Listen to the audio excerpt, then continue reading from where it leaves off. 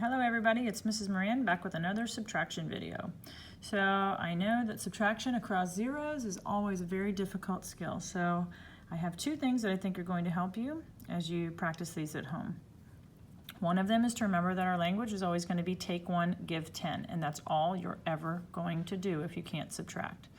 A lot of students have been taught to cross out zeros and just put 9s, and they don't really understand why they do that, and that's why it becomes confusing for them with subtraction, because they think there's multiple rules, and there's not. It's always take 1, give 10.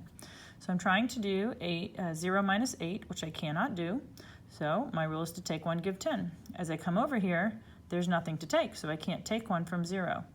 I'm going to come over here as well. There's nothing to take, so I'm going to come all the way over here. I'm going to take 1 and give 10, okay?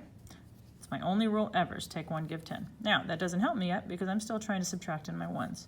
So again, I'm going to take 1, the 10 becomes a 9, and this becomes a 10. Okay, now I finally have a 10 that I can use to regroup over here. So we're going to take 1 and give 10. Okay, now a lot of students have been just taught as a shortcut, just change these into 9s and change that into 10. But it becomes very confusing because now they're working with two different sets of rules. You have no reason really for changing that into a 9 unless you understand that it was actually originally a 10. And most students don't know that, and that's why it becomes confusing.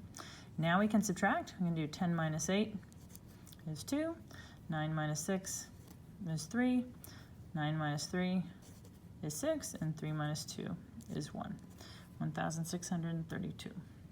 Now, there is another way that you can do this same problem that involves absolutely no regrouping. And I love to show the kids this way. It's kind of a fun little thing, and they're intuitively very quick to figure out how it works. Okay, so if we don't like to subtract across these and we don't like to do all of this, an easier way to do this is to make this one single number less. So one number less than 4,000 would be 3,999.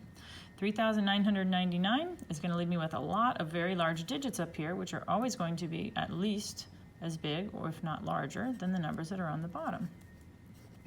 Now I'm going to subtract. I tell my students, look how easy that was. All we have to do is subtract now with nice easy numbers that involve no regrouping.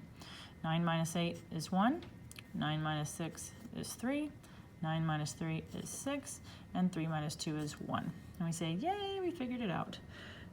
But that's not really the correct answer because that's not really what the problem says. Students are very quick to realize that because this number is 1 less, that my actual final answer needs to become 1 more.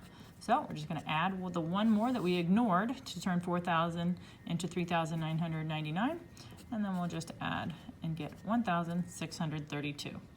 Same thing we got over here without doing any regrouping other than changing this number. Okay, this is called the same change rule. So however we change it, we changed it by 1. We're going to change our final answer by 1 as well. Okay, I hope that helps. You can practice that. The kids usually like this a lot. And if not, this is always good to have the correct foundation and the correct way of teaching this rather than just crossing out those 9s.